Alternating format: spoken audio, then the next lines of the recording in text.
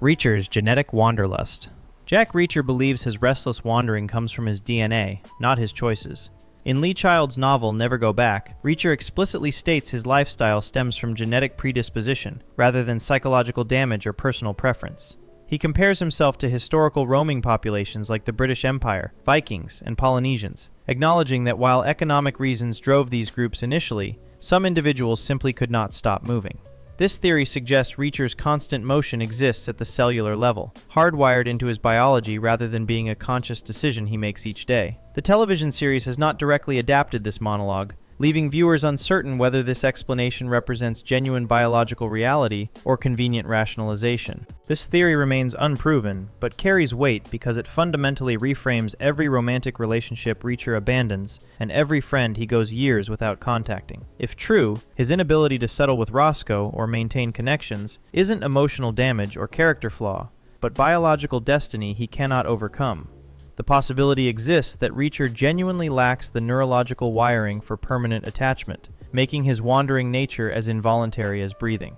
Childhood transformation. Reacher's extreme aggression and fearlessness may trace back to a specific trauma at age 6. According to his own account from the novels, young Reacher experienced intense childhood fear of what he called the monster, suffering terror that most children eventually outgrow naturally. Instead of managing this fear through normal developmental processes, he claims he exploded with fury one night, got mad at the thing for threatening him, and raced down the monster until he successfully converted fear into rage. Reacher claims he rarely shows fear since that incident, though Die Trying reveals a tunnel scene where he experiences genuine claustrophobic panic. Army psychological studies cited in the books noted abnormally fast reflexes and aggression patterns beginning at age 6. Army researchers attributed this to genetics, but Reacher attributes it to trained response, suggesting he literally rewired his own brain during that childhood incident. This theory remains speculation because it relies entirely on Reacher's interpretation of his own psychological development. However, the possibility exists that one transformative moment fundamentally altered his neural pathways, explaining why he seems emotionless in combat situations, while still forming genuine attachments to people. If true, this wasn't genetic psychopathy, but a child teaching himself to weaponize vulnerability, creating the unstoppable force viewers recognize today. Sociopathy Theory. Reddit users have theorized Jack Reacher exhibits traits consistent with sociopathy, or antisocial personality disorder. Fans point to his willingness to use lethal force without emotional consequence, his lack of remorse when killing enemies, and his philosophical detachment during executions as evidence supporting this diagnosis. Supporters note his tunnel scene panic attack in Die Trying as proof he experienced genuine fear early in the book series, suggesting he systematically trained himself to suppress normal emotional responses afterward. The theory proposes Reacher combines aspects of antisocial personality disorder with learned aggression patterns, creating a psychological profile that isn't medically realistic but explains his alien behavior. In later books, Reacher kills people with what some interpret as minimal justification, suggesting shifting perspectives on human life beyond immediate self-defense. His personal philosophy states that criminals had opportunities to do good but chose crime instead, so whatever happens to them becomes their problem, not his. The show depicts him executing enemies point blank with the same emotional investment most people show when discarding trash. This theory remains unconfirmed by the show or author Lee Child, but the possibility exists because no psychological evaluation ever contradicts it. If accurate, this reframes Reacher not as damaged hero, but as high-functioning sociopath whose moral code happens to align with justice often enough that society benefits from his violence. Autism Spectrum. Some fans interpret Reacher's communication style and social behavior as indicators of autism spectrum disorder. His preference for solitude, blunt manner of speaking, difficulty maintaining eye contact, and rigid adherence to personal routines are cited as evidence supporting neurodivergence rather than trauma-based behavior. Others counter that his behavior stems entirely from military background and psychological adaptation to decades of violence, making autism diagnosis unnecessary to explain observed traits.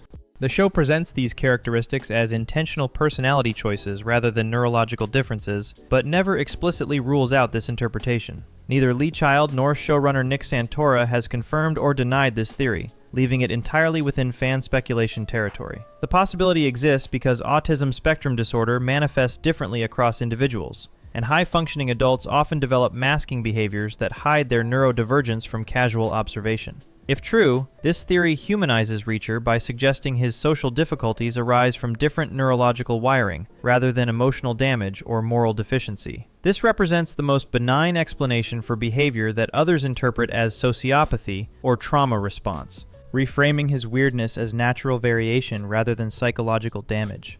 Emotional protection. Season 1 reveals a traumatic childhood moment that potentially explains why Reacher abandons everyone close to him. The finale episode Pie features a flashback showing Joe and Jack's mother dying from cancer, the only moment Reacher visibly cries in the entire series. This scene is described as so traumatic it likely shaped his entire relationship pattern moving forward. The theory suggests Reacher pushes away every person he grows close to as emotional protection, operating under the unconscious logic that if he never stays, he cannot experience the devastating loss he felt watching his mother die. Season 2 shows the emotional pattern between Reacher and Neagley, highlighting how they go years apart, rarely communicate between crises, and reunite primarily during emergencies. This pattern continues unchanged in subsequent seasons. He misses weddings, funerals, and abandons romantic partners like Roscoe and Dixon despite genuine feelings for them. This theory remains unconfirmed as intentional character motivation, but the show heavily implies this connection through deliberate editing and emotional callbacks. The possibility exists that Reacher's wandering lifestyle isn't genetic or sociopathic, but represents untreated post-traumatic stress disorder manifesting as avoidance behavior. If accurate, every abandoned relationship becomes unconscious self-defense rather than callousness, transforming him from emotionless warrior into traumatized man, using distance as his only coping mechanism. Dixon's departure. Season 2 confirms Dixon and Reacher have romantic tension, but the show hints they will separate by season's end.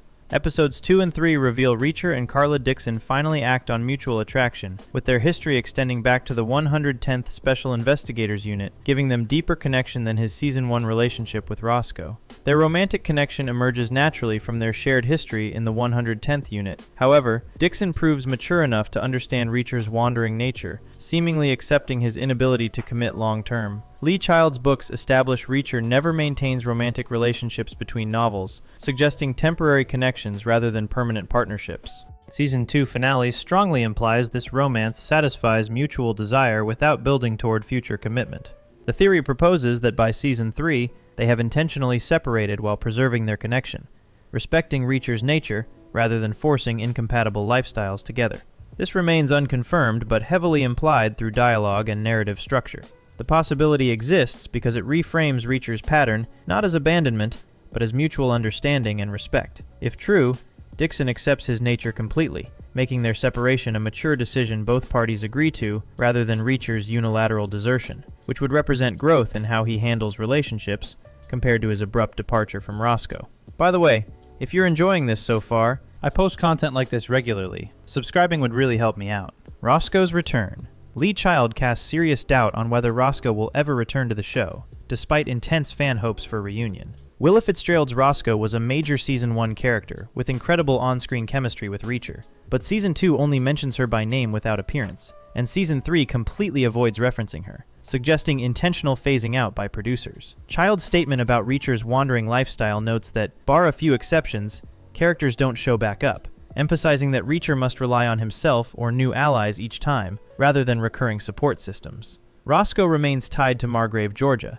as part of the police force there, meaning her return would require narrative justification for leaving her established life. Lee Child's expressed doubt suggests producers have abandoned this storyline rather than keeping it as future possibility. This theory remains technically unconfirmed without explicit showrunner statement, but represents the closest thing to official confirmation that this popular reunion theory will not come true. The possibility that Roscoe returns grow increasingly remote with each passing season that avoids mentioning her existence. If Child's assessment proves accurate, fan hopes for closure on this relationship will remain permanently unfulfilled, making Season 1's ending their final interaction, despite the emotional weight that relationship carried for viewers, and apparently for Reacher himself, based on his Season 2 behavior. Finlay's pattern. Malcolm Goodwin's Oscar Finlay appeared in Season 1, briefly returned in Season 2, but disappeared by Season 3. Finlay was a major character with strong buddy cop dynamic with Reacher, before rejoining the Boston Police Department between seasons. Season 2, Episode 4 featured a brief cameo where he helped interrogate suspects, establishing precedent for limited returns. Season 3 featured no Finlay appearance or mention whatsoever, creating uncertainty about his status as recurring character. The theory suggests Finlay could return as supporting character in future seasons, since his profession as Boston police detective makes him geographically flexible for East Coast storylines. Gone Tomorrow. Season 4 begins in New York, with Finlay based in Boston, making his proximity to the new location plausible for another cameo appearance. This remains pure speculation, without confirmation from producers or actor Malcolm Goodwin. However, the possibility exists because, unlike Roscoe, who is tied to small-town Georgia, Finlay's career creates natural opportunities for brief reappearances when Reacher's investigations intersect with federal law enforcement jurisdictions. If true, Finlay becomes Reacher's recurring law enforcement contact across seasons, providing continuity without contradicting the wandering drifter format. His established pattern of brief returns makes future appearances more likely than Roscoe's, even though neither is confirmed. Quinn's survival. Season 3 reveals Xavier Quinn survived both a point-blank headshot and a cliff fall, through extreme medical improbability.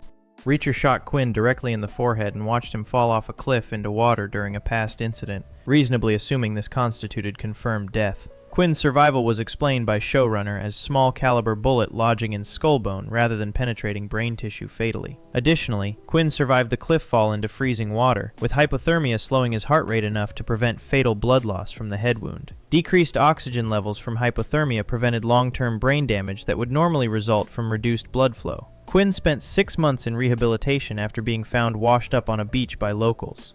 The show explicitly states doctors questioned whether Quinn was faking amnesia, as he claimed complete memory loss of events leading to his injury. A therapist report diagnosed Quinn with malignant narcissist personality disorder, but the amnesia claim remains deliberately ambiguous. Season 3 suggests Quinn may genuinely not remember his confrontation with Reacher, potentially explaining why he didn't seek revenge upon recovery. Some fans have noted this survival scenario shares similarities with survival mechanics depicted in the 1996 film The Long Kiss Goodnight. The possibility exists that Quinn faked memory loss to avoid investigation while planning long-term revenge, making the amnesia claim strategic deception rather than genuine trauma. If his memory is intact, his delayed revenge suggests calculation rather than impulsivity, making him more dangerous than initially apparent.